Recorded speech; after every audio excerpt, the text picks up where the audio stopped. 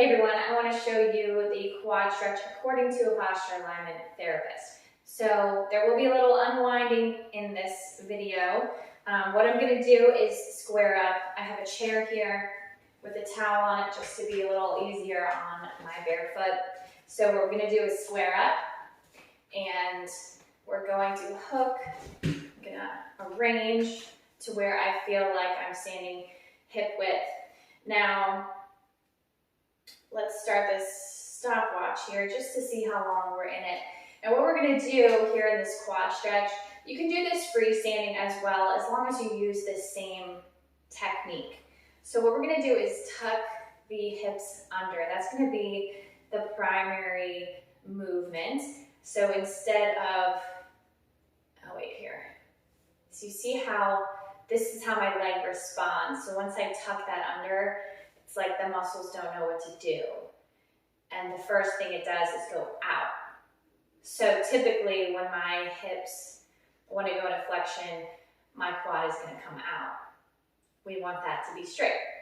So I'm still tucking under, still tucking. And there it kind of wants to adjust. Now I'm feeling it in the right low back here.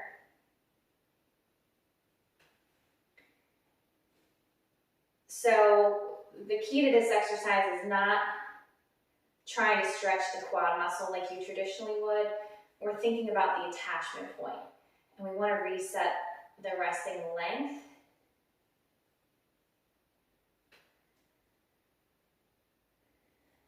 So I'm getting a big rotation in the upper body here, which is interesting. I think it's really trying to spread this out.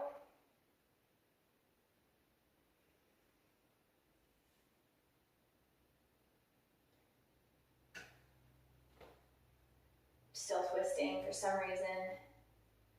Now the right leg that I'm standing on is getting a little fatigued, like in the glute med, glute min.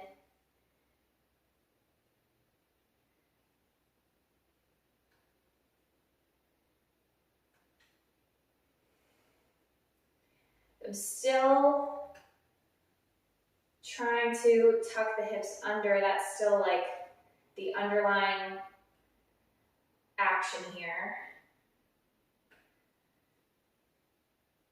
Okay, so now my leg is a little more centered, but this leg is very tired.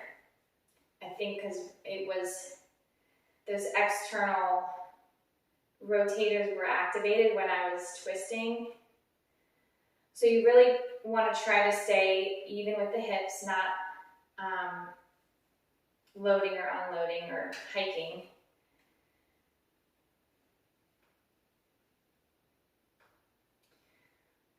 So my leg does seem more centered and the hip feels more relaxed.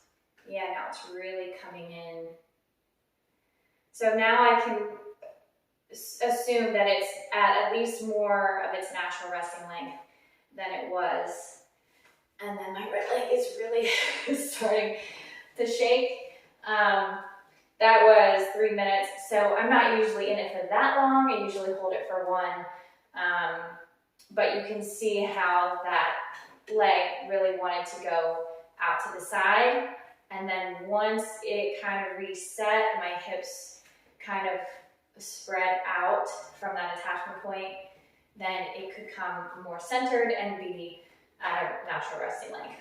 So that's a little idea of how the quad stretch will actually work and change your posture. So now my hips are in a more neutral position rather than being in that anterior tilt. They can kind of relax back just because of that quad stretch, and we're not just trying to stand here and stretch this muscle. So a little bit more to this exercise, and I hope that you will try this next time you do a quad stretch, and hope you find it beneficial. All right, see you guys next time. Bye.